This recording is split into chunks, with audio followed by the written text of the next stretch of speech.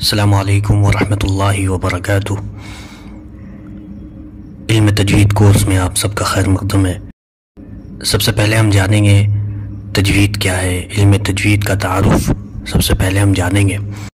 تجوید کے لغوی معنی ہے خوبصورت بنانا، اور اصطلاحی معنی ہے قرآنی حروف کو درست مخارج اور صفات و احکام کی رعایت کے ساتھ ادا کرنا۔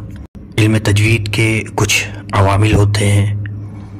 نمبر 1 حروف تہجی کے مخارج، نمبر 2 حروف کی صفات، نمبر 3 حرکات کی آواز کی مقدار، نمبر 4 ساکن حروف کے احکام، نمبر 5 رموز اوقاف۔ تختی نمبر 1 مفردات: الف، با، تا،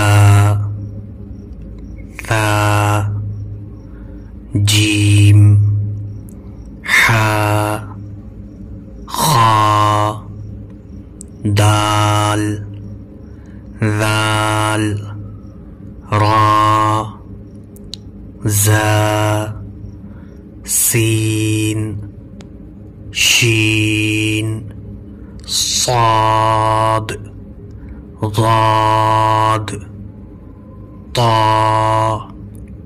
غا، عین، غین، فا، قاف، کاف، لام، میم، نون، واو، ہا، حمزہ، یا۔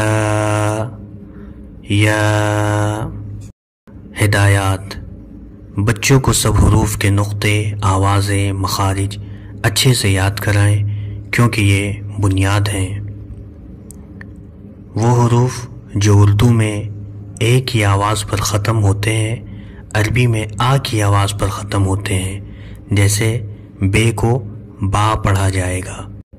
حروف مستعلیہ: 7 حروف ایسے ہیں جو ہمیشہ موٹی بھاری آواز میں پڑھے جاتے ہیں،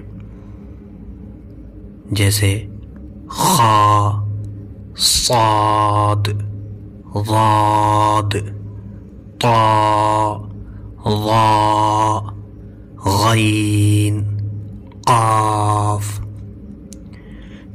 3 حروف ایسے ہیں جو کبھی باریک کبھی موٹی آواز میں پڑھے جاتے ہیں، جیسے الف، لام، را۔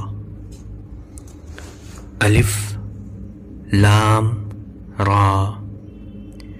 را کو موٹا تب پڑھا جاتا ہے جب اس پر زبر یا پیش ہو۔ الف کو موٹا تب پڑھا جاتا ہے جب اس سے پہلا حرف موٹی آواز میں پڑھے جانے والا ہو۔ لام کو موٹا صرف لفظ اللہ میں پڑھا جاتا ہے اگر اس کے حمزہ یا پہلے حرف پر زبر یا پیش ہو، جیسے بسم اللہ کے لام کو باریک پڑھا جائے گا، اور را پر زبر ہے تو رحمان، رحیم میں موٹا پڑھا جائے گا، جیسے رحمان، رحیم۔ مثال کے طور پر دیکھیں، بسم اللہ الرحمن الرحیم، بسم اللہ الرحمن الرحیم۔ را کو موٹا پڑھنا ہے، پر پڑھنا ہے۔ مخرج کی جمع آتی ہے مخارج۔ یہ مخارج جو ہے یہ مخرج کی جمع ہے، جس کے معنی ہے حروف کے نکلنے کی جگہ۔ مخارج انشاءاللہ نیکسٹ درس میں آپ کو سکھائے جائیں گے۔